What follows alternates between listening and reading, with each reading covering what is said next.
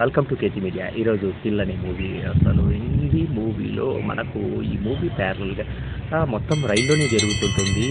రైల్లో రాబరీకి వచ్చిన వాళ్ళ మీద అండ్ హీరో ఏంటి, ఎంత పవర్ఫుల్, రాబరీ ఆ ప్రయాణికులను ఏ విధంగా హింసపెట్టారు అండ్ ఆ రాబరీని అడ్డుకోవడానికి హీరో అనేది మూవీ మాత్రం నిజంగా మొత్తం రెడ్ రెడ్ రెడ్ బ్లడ్ భయ్య. ఎందుకంటే ఇంత హార్ట్గా మాన్స్టర్స్ పర్ఫార్మెన్స్ చేస్తే, మాన్స్టర్స్ యాక్షన్ చేస్తే ఎలా ఉంటుందో ఈ మూవీ మాత్రం నిజంగా అంత వైలెంట్గా. ఈ మూవీ మాత్రం కిడ్స్ను దూరంగా పెట్టండి ఈ మూవీకి. అండ్ చాలా, ఎందుకంటే ఆ బ్లడ్ను కావచ్చు, తను కొట్టిన విధానం, ఇంపాక్ట్ అనేది ఎలా ఉంటుంది, ఆ తలలు పగలు కొట్టడం, అమ్మో కత్తులతో ఇలా.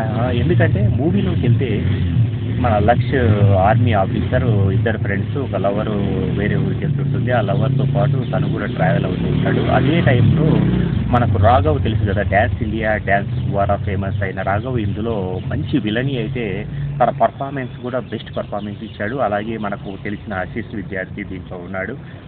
అండ్ క్యారెక్టర్స్ వచ్చేసి ఇప్పుడు లక్ష్, ఎందుకంటే స్పాయిలర్గానే చిన్న కంటెంట్ వైజ్ మనము హీరో ఆర్మీ కమాండో అట, తన ఫ్రెండ్తో పాటు తను కూడా కమాండో, ఇద్దరు కమాండోలు తన లవర్తో పాటు ట్రావెల్ అవుతూ ఉంటారు. ఆ ట్రావెల్ అయ్యే టైంలో ఒక విధమైన రాబరీకి సంబంధించిన వ్యక్తులు, అందులో ఒక 40 మెంబర్స్ ట్రైన్లో ఎక్కేసి ట్రైన్లో రాబరీ చేయడానికి ప్రయత్నించే క్రమంలో ఈ సిచ్యుయేషన్ యాక్షన్ అయితే ఏదైతే ఉందో, రాబరీ చేసినప్పుడు అక్కడ ఉన్న ప్రయాణికులను కొట్టడము, చంపడము ఇలా చేస్తూ ఉంటాడు.